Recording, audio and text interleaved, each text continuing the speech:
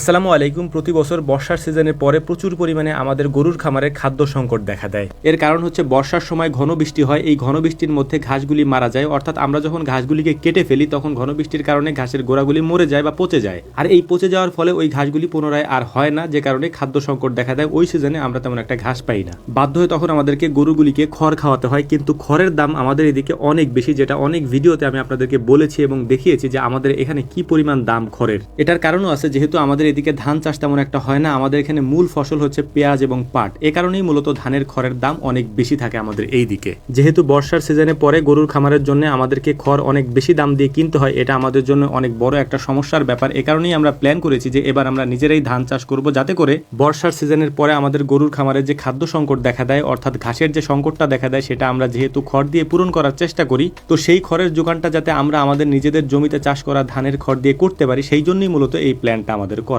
আমরা প্ল্যান করেছিলাম যে অল্প কিছু জমিতে আমরা ধান চাষ করব, এই জন্যই মূলত আমরা কিছু চারাও দিয়েছিলাম। কিন্তু আমরা পরে চিন্তা করে দেখলাম আমাদের পাট কাটার পরে ওই জমিগুলি প্রায় 3 মাস পর্যন্ত ফাঁকা থাকবে, তাই চিন্তা করলাম যে এই জমি ফাঁকা না রেখে এই জমিগুলিতে আমরা ধান লাগিয়ে দিই। এতে করে বর্ষার শেষের দিকে এই ধানগুলি যখন উঠবে তখন আমরা এই ধান থেকে খড়গুলিও পাবো, এবং ওই সময় যেহেতু আমাদের গরুর খামারের খাদ্য সংকট দেখা দেয়, তখন আমরা আমাদের নিজেদের জমিতে চাষ করা এই ধানের খড় দিয়েই আমাদের গরুর খামারের খাদ্য সংকটটা কাটিয়ে উঠতে পারবো ইনশাআল্লাহ। প্রথমে আমরা প্ল্যান করেছিলাম 10 কাঠা জমিতে আমরা ধান লাগাবো, এই জন্যই মূলত হচ্ছে আমরা অল্প কিছু ধানের চারা দিয়েছিলাম যাতে করে 10 কাঠা জমি হয়ে যায়। কিন্তু যেহেতু পরবর্তীতে আমরা প্ল্যান করেছি যে অনেকগুলি জমিতে আমরা ধান লাগাবো, এ কারণেই হাট থেকে গিয়ে আমাদেরকে চারা কিনতে হচ্ছে, যাতে করে আমরা প্রায় 3 বিঘা জমিতে ধানগুলি লাগাতে পারি। যদিও আমাদের প্ল্যান ছিল যে 3 বিঘা না 4 বিঘা জমিতে লাগাবো, তবে আপাতত আমরা 3 বিঘা জমিতে লাগাবো। এবং 1 বিঘা জমিতে আমাদের ঘাস লাগানো আছে, ওই ঘাসগুলির মধ্যে পানি হয়ে গিয়েছে, যেহেতু এটা বোনা ঘাস, এই কারণে হচ্ছে যে মূলত ওই ঘাসগুলি আমাদেরকে কেটে নিয়ে আসতে হবে। এবং ওই জমিতে যখন আমরা ঘাসটা কেটে নিয়ে আসবো জমি থেকে, তখন ওই জমিটাতে আমরা সুন্দর করে চাষ দিয়ে ওইখানেও ধান লাগিয়ে দেওয়ার চেষ্টা করব,